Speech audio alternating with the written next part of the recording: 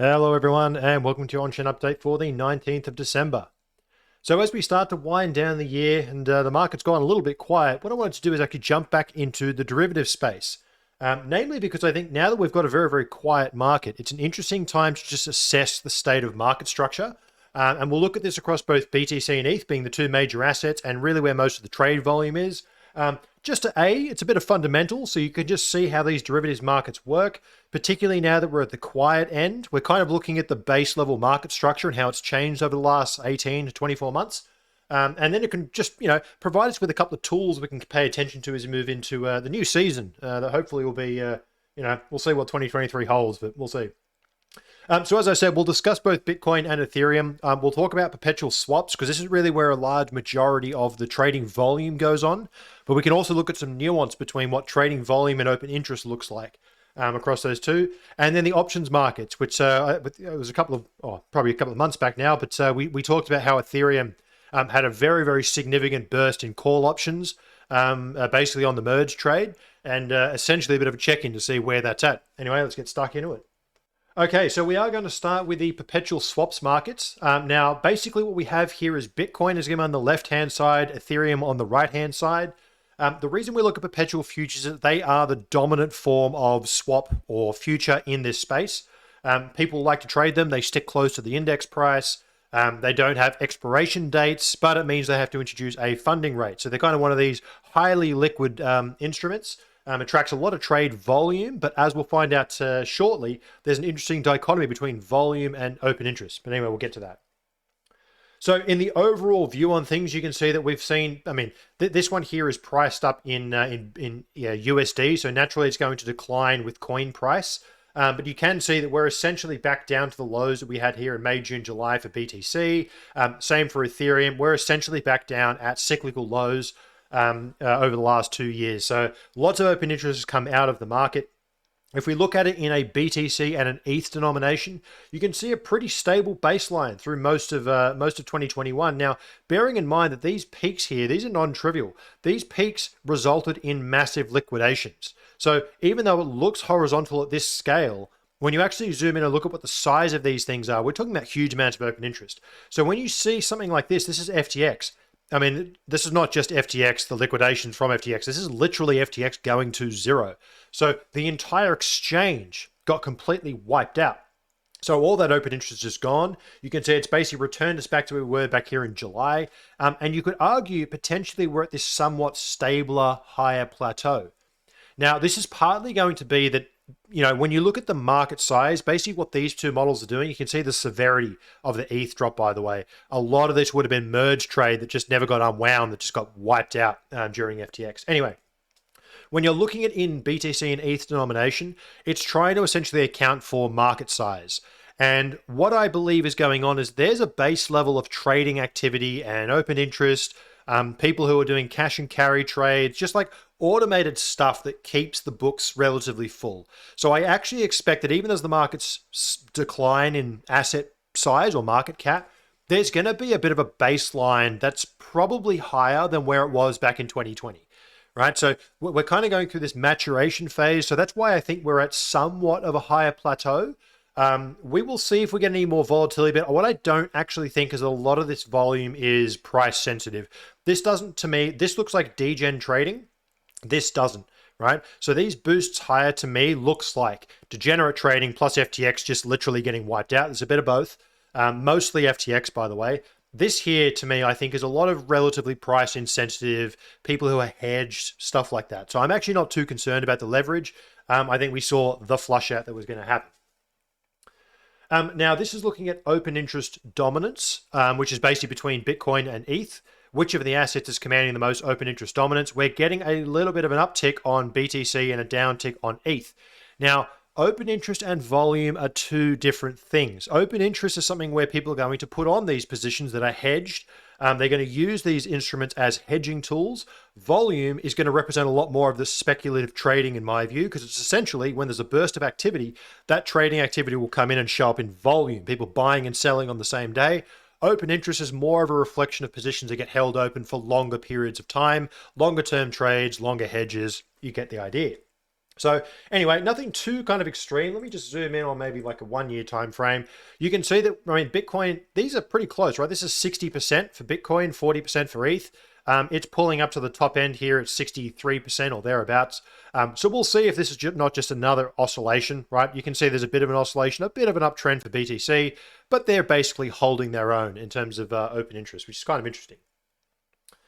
Now, moving on to volume, the thing you can probably notice is much like our transaction volume, these things are just falling off a cliff. I mean, 2 years, this is a multi-year low. Let's go on the all view. You can see that we are back down to price was 11,900 back when volume was this low. So we've seen an enormous pushing out of trading volume from this space. This, as I mentioned before, there's volume and there's open interest. The trading volume is down significantly, even if the open interest is high, which is why I think there's a bit more of a hedging position, a bit more tactical, longer term. Remember, longer term will show up in open interest, shorter term will show up in volume. We've got a lot more open interest than volume on a relative basis. Thus, you kind of look at the equation, you go, there's probably a lot more hedging going on, more sophisticated trades, cash and carry. Now, interestingly, same chart in dominance, note how volume for BTC and ETH have actually converged 50-50, right? These things are now oscillating sideways. This to me is showing that there is that speculative interest and the trading volume and that activity that is going on, it's price insensitive. Those who are trading these instruments just care about price. So the trading volume dominance is basically they're both liquid enough for us to trade. Let's trade both of them. So in many ways, the market structure that I would take away from this is it's kind of giving a bit of credence to the whole. I mean, I think we'd all agree that Ethereum is probably not going anywhere anytime soon. This is a data point that gives you that base case that the trading volume is essentially equally matched between those two in the pits of hell of a bear market. So kind of an interesting dynamic, but really a piece of market structure that we'll see. You can see these have over the long term been converging. So traders don't care. They're looking at price. And that's really what matters for them. And they don't care which asset it is. They're both liquid enough to support that trading activity. Now, on the liquidations, there's not really too much to talk about, aside from the fact that Ethereum is a lot more volatile, a lot more liquidation going on. Remember, volatility attracts traders. Traders like things going up and down. What I just found, there's not really too much here, but I did just see this poor bugger over here. Someone got taken out today. What is this? $1 billion? No, that can't be real. Anyway, if it is real, someone on the long side got absolutely slapped today. That's pretty unfortunate for them. Funding rates, yeah, it's pretty dead, to be perfectly honest. There's not much going on. These are probably more informative. Let me actually zoom in on maybe a 6 month. It's probably sufficient. Yep, 6 months is good. So what we're looking at here is the essentially interest rate cost in the bar charts to carry a perpetual futures option. A perpetual futures position. Funding rates annualized over the year, and the blue curve or the red curve is a 3-month calendar future. Now, what I find interesting about this, Bitcoin has more or less been in backwardation, right? So people are actually paying an interest rate to be short at the moment, which again feeds into that thesis I said before. I think there's a lot of hedge positions.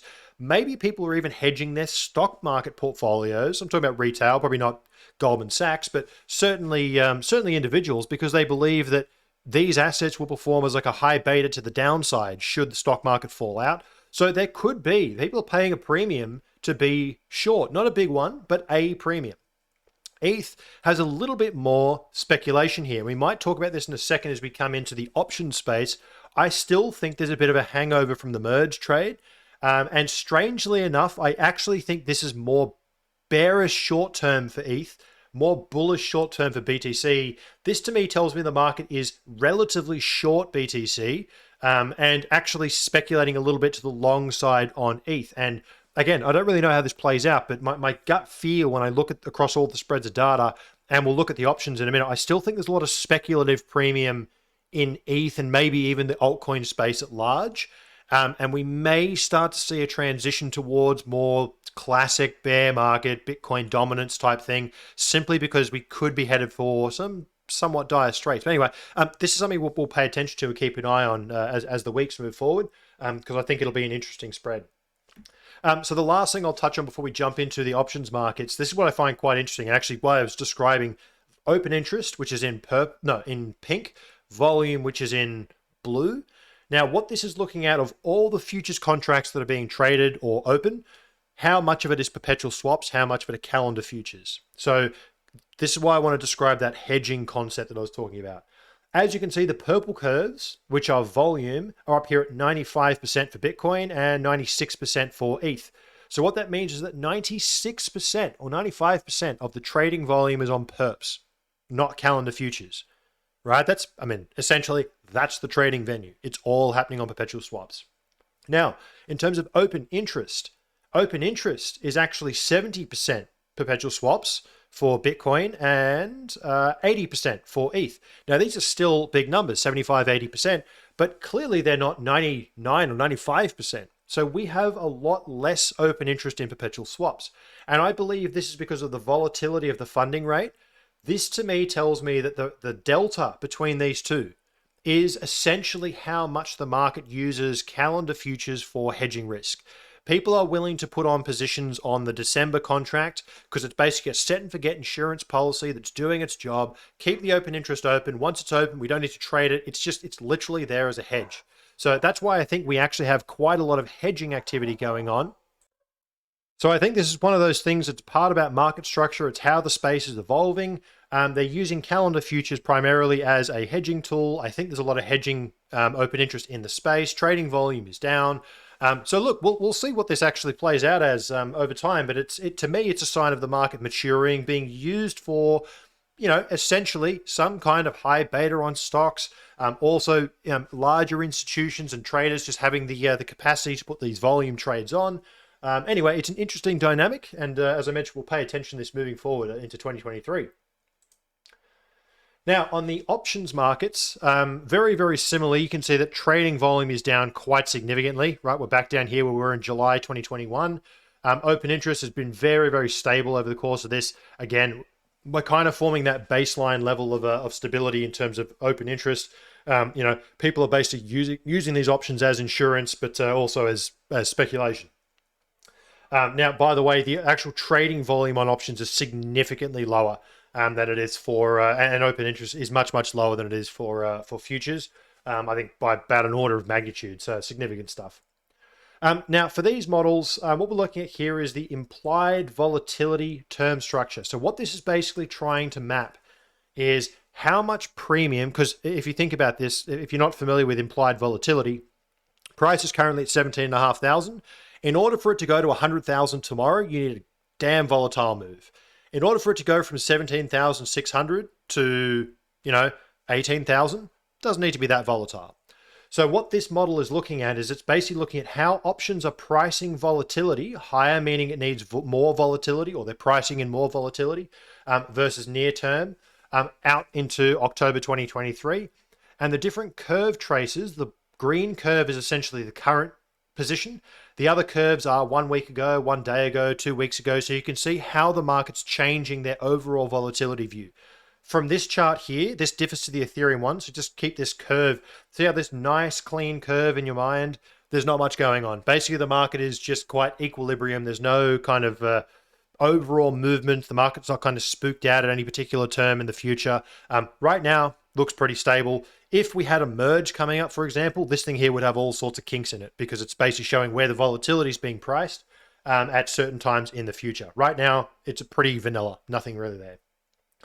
Delta skew is basically looking at the difference between call and put option demand, right? How much in terms of the pricing of options, when it's a higher value, people are valuing puts at a higher level. You can see as FTX collapsed, people were paying a massive premium to buy puts than they were versus calls. And let me just zoom in on maybe year to date. You can see we have a pretty distinct uptrend as well as a recent push higher in the premium for puts. So people are hedged, they are bearish. Overall, interestingly, it's funny when you see people getting bearish at the bottom. And well, again, I don't know it's the bottom, but it very well could be. And you see people buying all these put options when you've had a 50% correction in price, buying all of these put on options as FTX collapses. Like maybe you should have bought them down here where the overall premium was much, much lower rather than here. It's just kind of funny how markets work this way. People are always on the wrong side of the boat. That's why markets are so volatile when they move that way. But anyway, the market is buying protection, right? So they are concerned about what's coming, which, that's fine. To be honest, being hedged is a good thing because it's essentially providing the market with that insurance, which means they, if they've got an option protection, they may not need to sell their spot. So the maturation of derivatives is good in that sense, although it does invoke, all the speculative action that we've seen. Implied volatility, same concept. Low volatility before FTX, huge explosion during FTX. Right now, very, very low volatility, pretty much all-time lows. Not quite all-time lows right now, but just coming off all-time lows. So really, the market is just not expecting a great deal. Kind of represents that term structure curve. There's just not much on the horizon. Actualized volatility is also quite low. And in terms of, this is our put and call ratios. Again, we've got volume in blue and open interest in purple. Purple, pretty stable, right? So the amount of open interest in both calls and puts is stable. We're going through these waves of interest in puts and then back to calls. Puts, but overall, we have more demand for put options. So again, people are buying downside insurance at this point in time. You can see here, call and put open interest, very, very stable, not really much going on. This is kind of the base level open interest at this point in time. And same for volume. There's just not that much happening. Volumes are pretty much at cycle/all-time lows for Bitcoin.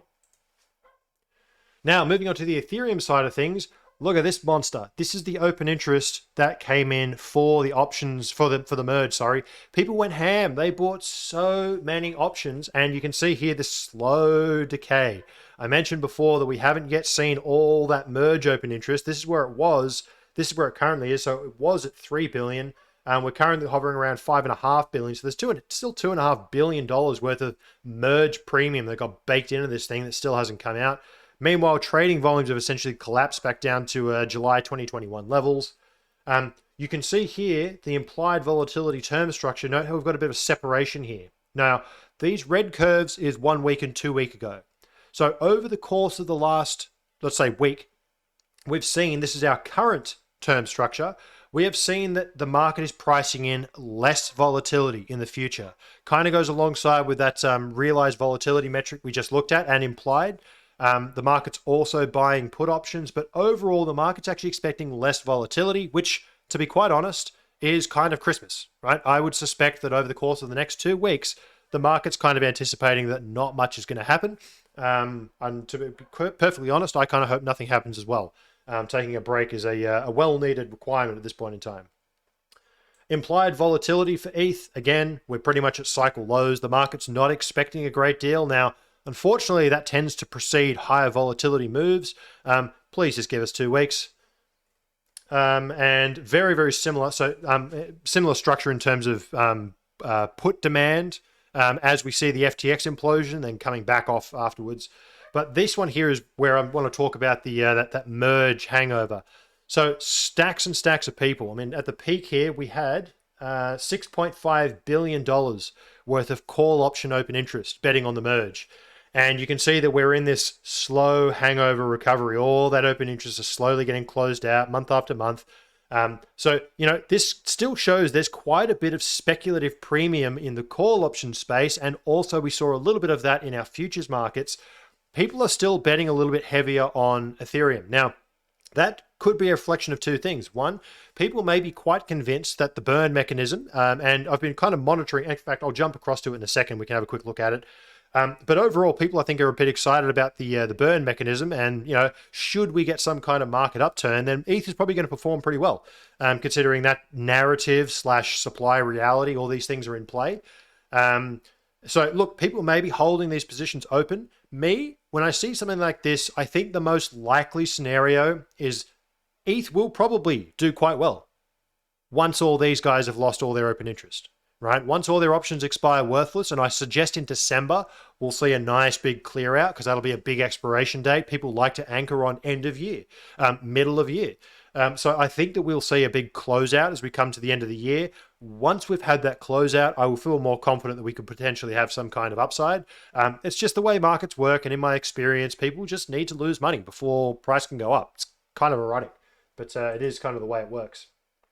So just before we jump in and close out, let me jump over to this guy here, just to touch on that whole merge conception and an idea we were just talking about.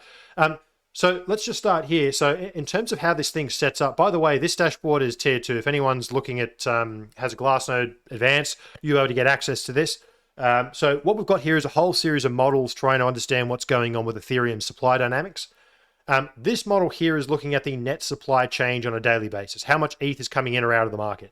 Now, the orange curve is the simulated proof of work, right? So how much of the proof of work issuance would otherwise be being issued per day. Let's zoom in. You can see the merge, right, which collapsed the actual. So the green and the red is actual daily issuance, right? And you can see red, we are in deflationary territory. We are seeing ETH being burnt, more ETH being burnt than not.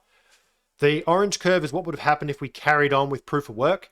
And I should actually reframe that because I don't like that framing. If we carried on with the previous issuance schedule, because they could have reduced the issuance schedule without cutting off proof of work. I know people will debate that, but I believe that they're wrong. You could have carried on proof of work and trimmed the issuance just like they did 3 previous times. So the consensus mechanism and the amount of issuance are 2 semi-orthogonal issues. You could change one and not the other, and you could change the other and not one. So these 2 things are separate. So on the previous monetary schedule, you would essentially be well and truly inflationary, right? No question. In the current one, at the arse end of a bear market where there's not that much gas being consumed, you can see it's oscillating between not much and not much, right? So they are in deflation. Here's the chart that everyone loves to look at. This is the actual post-merge net issuance. Positive values, they got up to about 14,000 ETH. They're currently down at, overall, since the merge happened, 11,220 ETH have been burned, right? So the project is net deflationary. So, you know, it's there it is. It is net deflationary at this point in time. And I think that we will probably see a whole lot of speculative premium come into what are they called? Derivatives markets as the bull market starts to wind around. You can see how this is going to become a very memeable thing.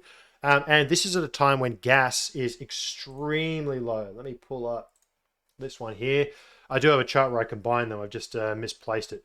But you can essentially look at where the gas price is, and where are we? Block interval, here we are, gas price. So, I mean, we are deflationary for Ethereum when gas looks like this. So give it this, and yeah, they're going to burn some supply. So anyway, great meme. We'll see how it actually plays out in terms of the long-term governance, but for the most part, people just care about NGU. This is probably going to inspire some NGU, and I suspect we'll see that play out in derivative space. But anyway, hopefully that's a useful session. Let me know if you've got any questions, because I know derivatives can be a big topic. There's a lot in there, and it's a constant learning journey even for myself. But anyway, hope you're doing well, and I'll see you in the next one. Cheers.